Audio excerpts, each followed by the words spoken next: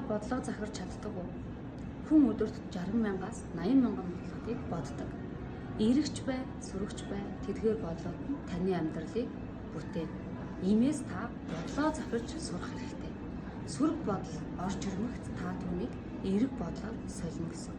Та бүхэндээ нэгэн бяцхан зөвлөмжийг хүргэе.